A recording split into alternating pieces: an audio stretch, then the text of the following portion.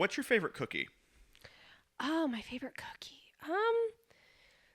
Probably like a simple. Oh man, probably simple Chips Ahoy. Chips Ahoy. I want some crunch. I want some like. I want something. I want a cookie that I can eat 2 dozen of, and not be like like Oreos are okay, but like I can't eat like a crazy amount. Like I want something that at the end of it, I'm like I could eat more. I could eat a whole package and eat more. That's how I feel about cookies. Chips Ahoy. I understand. My favorite cookies. Snickerdoodle!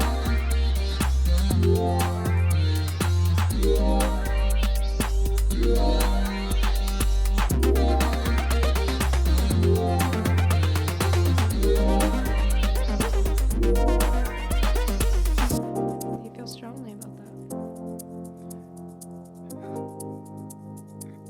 Welcome to This Feels Funny. My name is Tyler Jones. And I'm Kat West. This is a silly podcast about real feelings.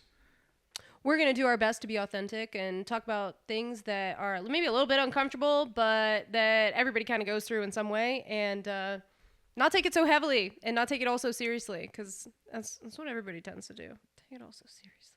I'm tired of taking things seriously. I'm tired of it. I'm over it. Yeah, so I asked, what's your favorite cookie? Yep. You like cookies? You like to eat What is that cookies. voice? What is that voice? What just happened? I just saw a side of Tyler I have never once seen before, and I am flummoxed. I am a silly bitch. I love that it's coming out. Yeah. Well, yeah, it is a good thing because, it kind of goes into our topic today. It does, yeah. We're going to talk about having the courage to take action or to do something outside of our normal area of comfort. Yeah. Right? Yeah. And sometimes just revealing like that super silly side of you can be part of that like courage to take action feeling. Like when it's like, oh yeah, I just showed him that's just me. Yeah, definitely. And it's really easy to withhold a lot of things and be afraid of the perception and have that keep you from actually doing the things. For sure. Yeah. What do you think? Good one. I love that. That's good. All right. Well, what we're going to talk about is just a little bit more of like, Kat, you were bringing up to me before this, something that you wanted to discuss was primarily around like courage and where it comes from. Okay. So expand a little bit more on what you were telling me before about like, you mentioned something, a good buzzword here. You mentioned Brene Brown. Mm-hmm. Yeah, we all love her.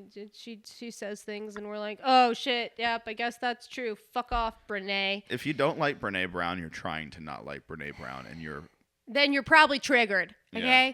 She's triggering. But I did a workshop. I was telling you through my work that involved some of her works, and one of the things that we were talking about was courage, and they mentioned that.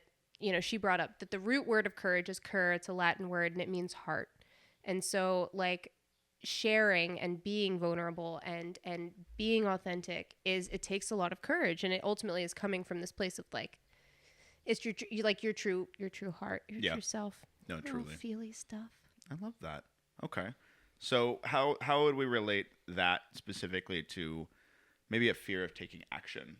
Yeah. So like, I think that a lot of times with the like actually doing the thing, we're so worried about the outcome. Mm-hmm. I know for myself particularly, I'm so worried about how I'll be perceived or what it will mean if I share or what could happen, right? All of the what ifs, whereas actually just sharing, we talked about this before, like what is your intent with sharing? Because that can make taking action a very different thing. Like when you can identify like, and when you want to share things just because it's coming from this place within you, it's like, I need to get this out and it's true to me and I'm not doing it for any kind of reward or recognition or success, whatever metric you use to measure that. And when it's coming from a place of like, I just want to do this. I want to share this. I want to say this. And I think that it matters. And that is like such for me, a better place to tap into in terms of motivating myself to do things and to participate in things that maybe are out of my comfort zone or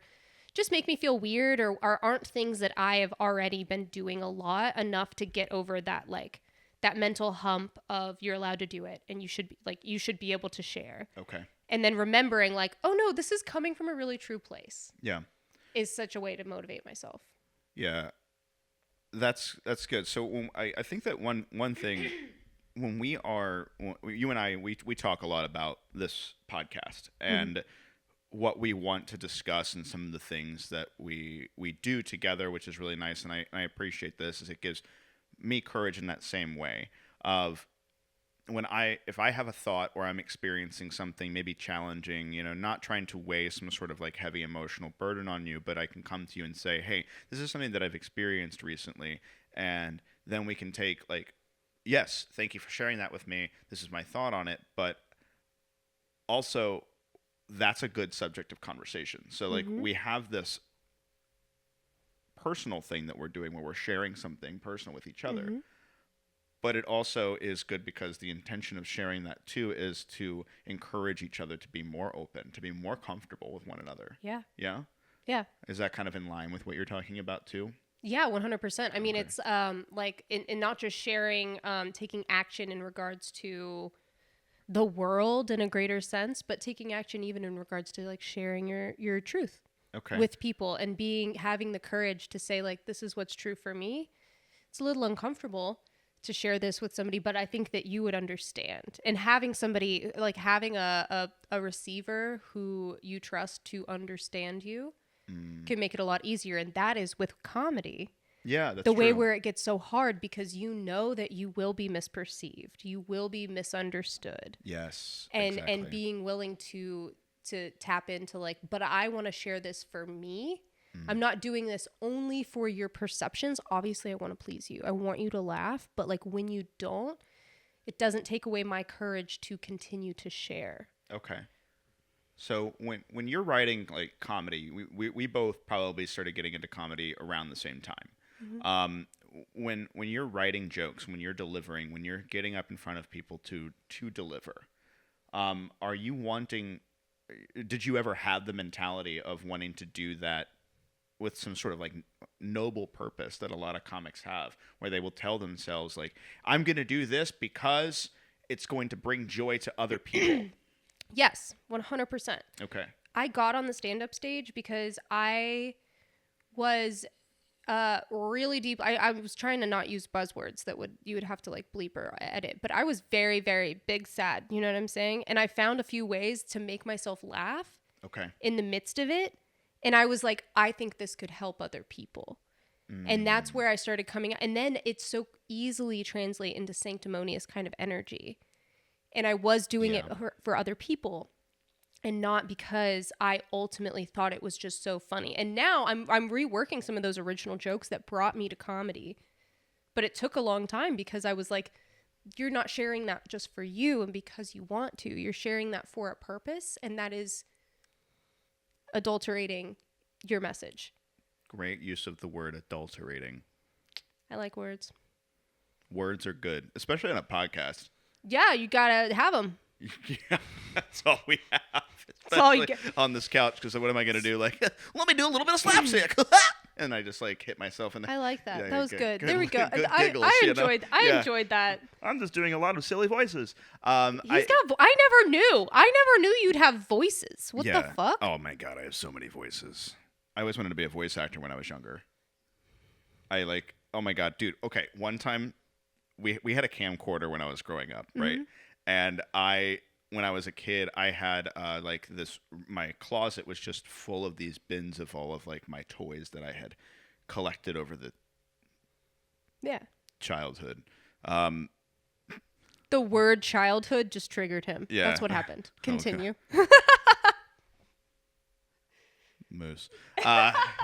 So it was, but I would like film myself. I would hold this camcorder like this or like that, and I would just be filming myself. And I put like an eye patch on and a hat, and I was like an Australian, like it's like right. So we've got this, the dinosaur. That's so cute. This dinosaur is doing this now, and I'm like, so cool. cute. Yeah, it was weird. And That's then really like, wholesome. and then as soon as my voice started to develop, which was really fun, I got really into Guy Ritchie movies. Okay. I don't know why, because of their voices. I thought that like hard ass British dudes and those kinds of movies were great. Like the one guy's like, "I'm gonna find you." Everyone, there's Oh, one that thing is we're a gonna particularly do, no, a huge gravelly dude. English accent Yeah. that sounds like a gangster is like so hard. Yeah, it really There's is. something about it because we think of British actors as like very prim and proper and like very on top of it, but like coming from that, it's like whoa, you automatically know they're up to no good. Yeah, exactly. We're off topic. Yeah, exactly. I love that. And that's how I wish that I could threaten people. And I learned over time with movies, and you would listen to those same kinds of people that have like really gravelly voices. Mm-hmm. One in particular that I am fascinated by is John Bernthal. He was in The Punisher, and how he would talk, he'd just be like, I'm not the one that gets killed. I'm the one that does the killing. And he says it that quiet, but it sounds like it's booming through the whole place. And that when that man talks, he has a higher voice. And I'm like, hell yeah, the hog on that motherfucker must be wild. Anyway, so back to like the motivations. So we were talking about like motivation, like courage to take action and things like that. And we have to have like, I'm not talking like energy level motivation, right? We're talking like, what is your motive to do this? Yes. Brought that up before. And I Yes. think that it's something to get into is intrinsic and extrinsic motivation, something I've been learning a lot about for my own piece. And when I think of like intrinsic motivation is the thing that I am doing that is within my control that I'm doing to bring myself joy. And an extrinsic motivation is usually something that we are doing as more obligation to another person or relying on the reaction or therefore approval of another person. Yeah. Neither are bad or good in their own right. So an extrinsic thing can be like, living up to the metrics that you need to meet for your job. I know I have to get it done because it is something that will benefit me to meet those particular goals. However, I might not be as excited to do it because I'm doing it for that other person or this other entity. Whereas like an intrinsic thing, you've talked about it before, doing the art for you as opposed to doing the comedy for those other people. Yes. And we have to have a balance between those two things before we take action. Right? Yeah. What's a time in your life where you felt like an extrinsic motivation, an extrinsic action was very beneficial to you? Well, I mean, I don't know. Like, I struggle with the idea of extrinsic and intrinsic motivation when it comes to nursing Okay. because there is so much extrinsic motive. Like, people who hear that you're a nurse or who hear about you wanting to be a nurse or doing that are gonna be very happy that you're doing it. Very, very praise you. And so having to balance, like, okay, it is good for the world and it is a good thing that I'm doing, but like, am I only doing it because people are going to perceive me as good? Yeah. And am I only continuing to do this thing because people perceive it as good? Versus like, when does it bridge that line between now I'm actively fighting my own inner motivations? Okay.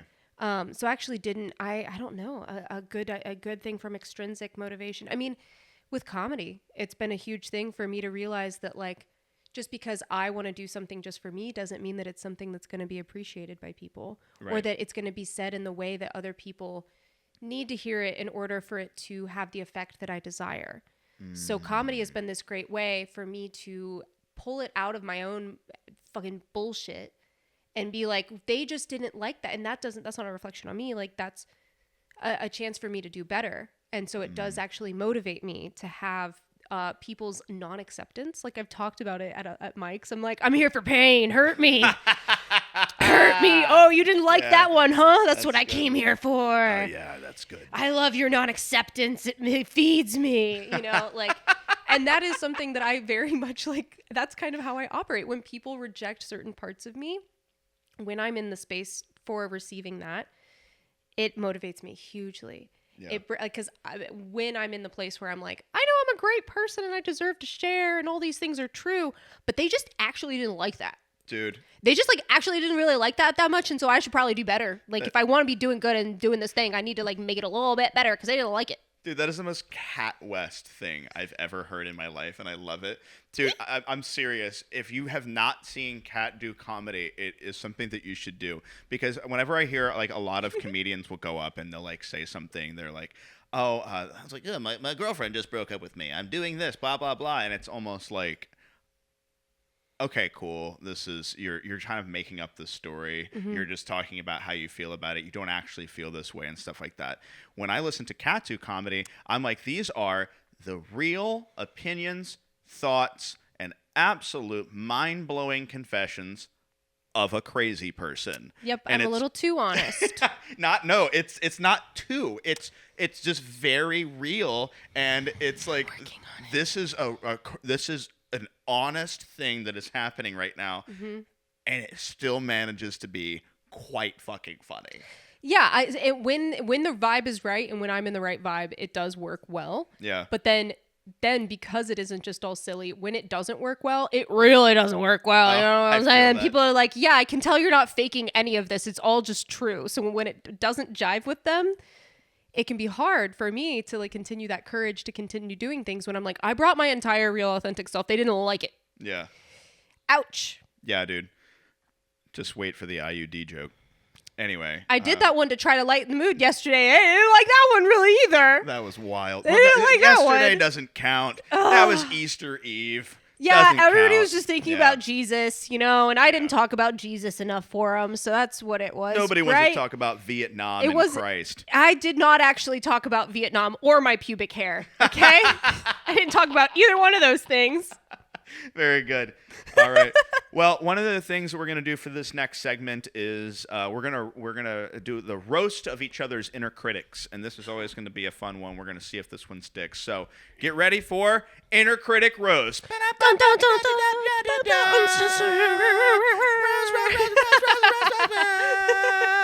Okay, Cool. do you want to go first or do you want me to go first? You go first. Let's Okay, go. so my inner critic is in regards to sharing and like putting things out there and overcoming the courage to do it. My inner critic is always like, I don't know if anybody would care, or I don't know, you're probably just so messed up nobody would understand. This is probably just a you thing. Nobody else gets it. They're probably just gonna reject you because they won't see you. And you're not going to do a great job of like actually communicating what it is you want to say, and they're not going to understand you. No, just stay in your little hobbit hole, in your hovel, and just don't share it. That's my inner critic, and it is sad. Kat's inner critic sounds like a poor person that thinks that $30,000 a year is not poverty, and that gets mad when they talk about taxing the rich. Ouch. Ouch. Actually, ouch. Yo, fuck yo, inner critic. Got Oh, it. Yeah. man. Both barrels. Ba, ba, ba, ba, ba, ba, ba, ba, ba, ba. Uneducated ultimately is what you're saying. Sounds Yeah. like you're uneducated and not aware of how fucking scarce your life force is. Yeah, and I think that that's like, and of course, this is not a reflection of you. This Yeah, roast yeah. is Oh, not no, a reflection of 100%, you. 100%. This is that voice in our head. Yeah. It's like saying, "Wow, other person that is talking shit to me." Mm-hmm. The ego on you. Yeah. For thinking that you have any say in my life and you have an understanding of how the world actually works as it is Mm-hmm. in my head and in my heart. And that is just, yeah. So I hear where you're coming from, Mm-hmm. empathize with it entirely, but we shouldn't think like that because It doesn't feed us, you know? And Yeah. it ultimately is, that's something that's, I really enjoy talking shit to my own inner critic in a lot of different ways, where I'm just like, I'll watch some of these really intense thoughts pass through my mind. I'm like, oh, really? You understand it like that? You think you just know what other people's reactions would be? You think you know and you could control how you make them feel? Fucking yeah. false. And then just Perfect. challenging them. But it's a really weird process to do. Yeah. Yeah. It is. Wow. That's good though. I appreciate you sharing that. And by the way, if you think that what I said was classist, then you need to be funnier because that was just a joke and this is still a comedy podcast. Anyway, yeah, dude, I'm feeling it right now. All right, let's go. All right. Yeah, it's like daddy's getting out of control. Stop bullying yourself, daddy. Not like that.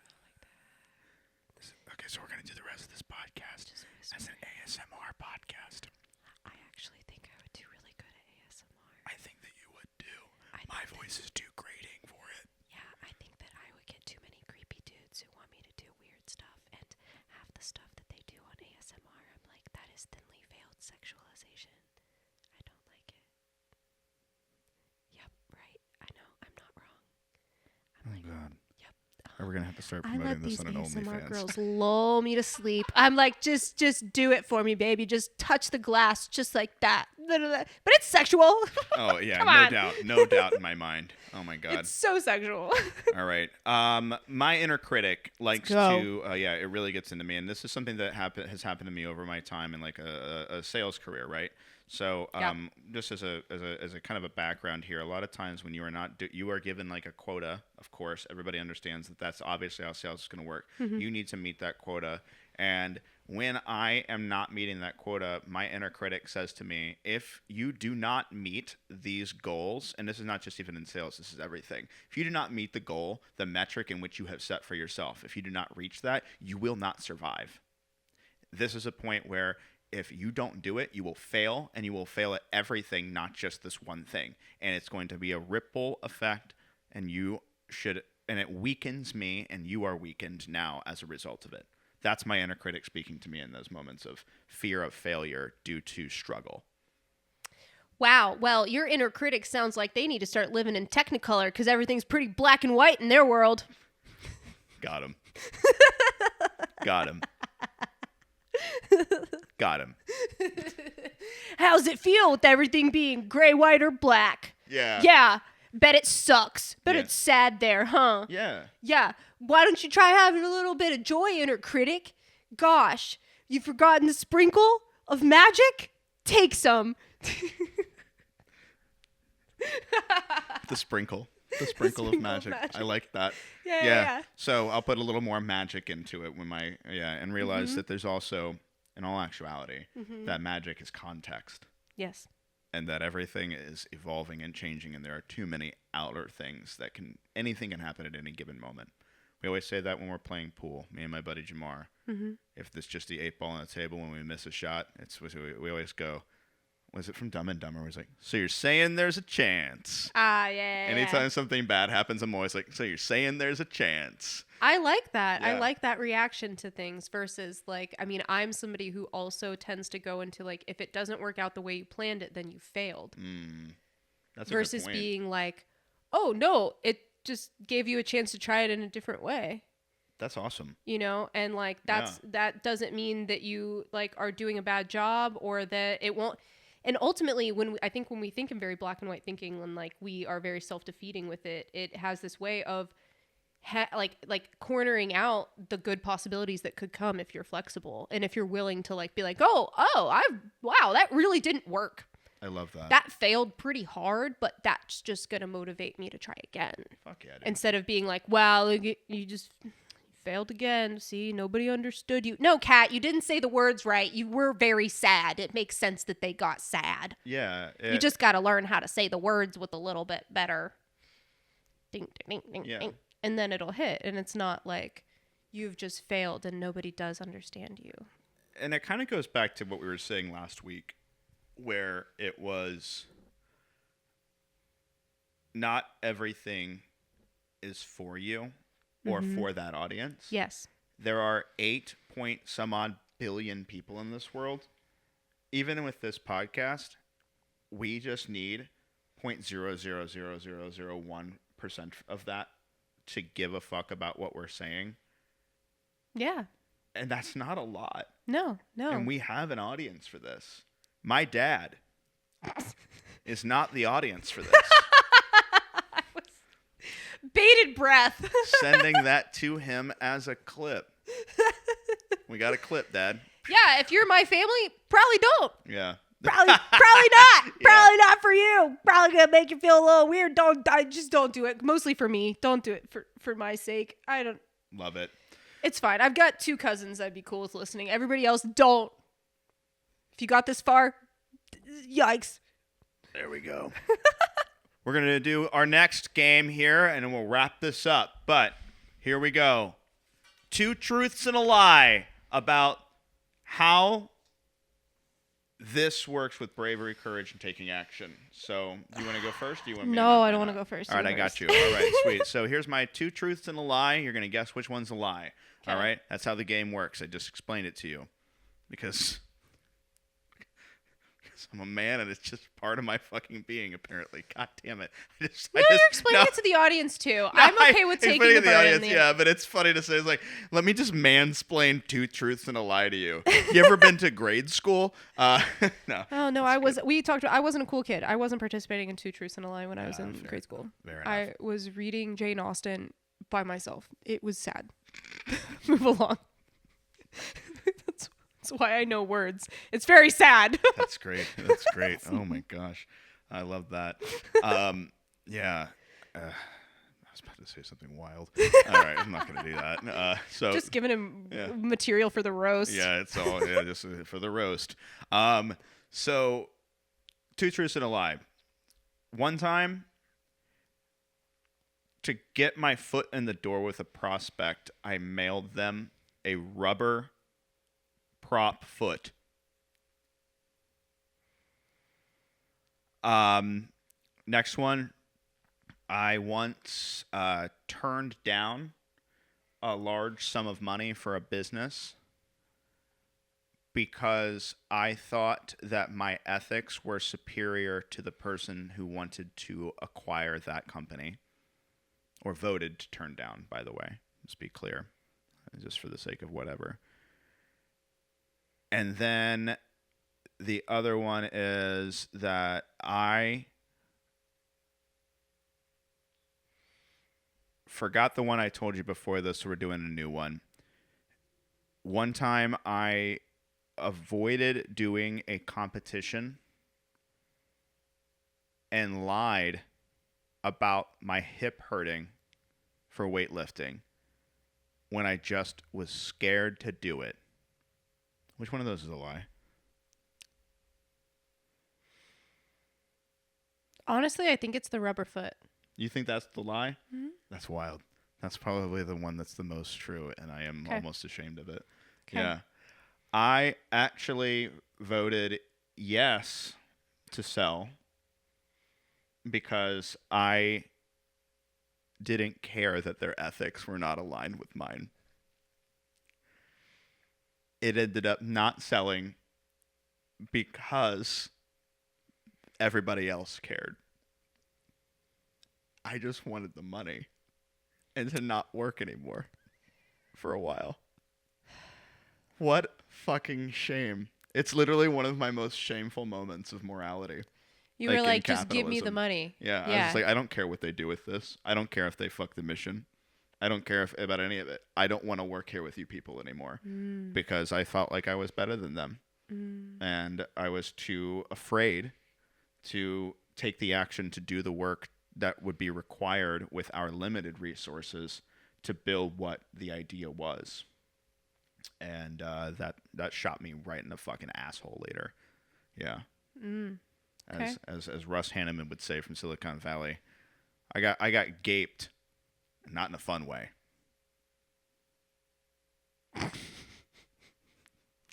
All right, I'm gonna Fucking do mine. disgusting. Go on. I once handed a toy block to a comic while I was on stage doing a set because they seemed really sad. I once tried to break my own ankle to avoid going to running camp. Running camp. I once pretended to choke on water to the point of asthma attack to get out of swimming.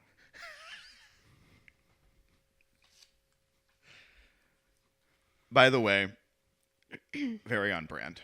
Yep. Very on brand for Cat West. Mm-hmm. All of those were very sad. I will not be bringing just the sweet joys. No. I here's the deal. I think that the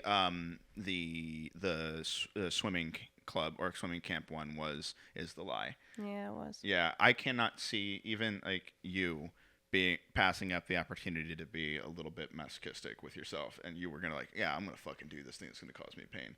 Plus,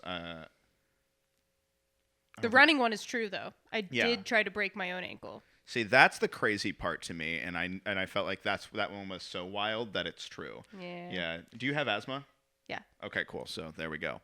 Mm-hmm. But that's wild. So you tried to break your ankle? Yeah, I brought my friend from high school over to my house, and I was like, we're going to try to do this today. Let's see. I didn't want to break it, but I wanted to sprain it, and I was jumping from like halfway up our steps and like trying to just fuck it up enough, and I bruised it enough, and then I used makeup, and then I got a doctor's note. I didn't have to go to running camp. Oh my god. No, I did have to go to running camp. I just went on crutches. This is why my parents shouldn't watch this podcast. They don't know this still to this day. And I was just too shy, too pussy to say, I don't want to go to running camp, Dad. I don't like running the way you do. That's incredible. Yep. That's a dark. You're welcome, audience, because that was one of my deep darks. This has been a productive day. Thanks for joining us. This feels funny. Again, my name is Tyler Jones. And I'm Kat West. And just make sure to follow us on our socials. Instagram is the main one. Make sure to subscribe, rate, and review on whatever podcasting platform you're looking at. Subscribe to the YouTube channel. And for God's sake, just share it with one friend. You have to have a friend. Do you have friends? If you don't have a friend, We're leave your us friends. a comment and we'll find you a friend. We'll be your friends. Goodbye.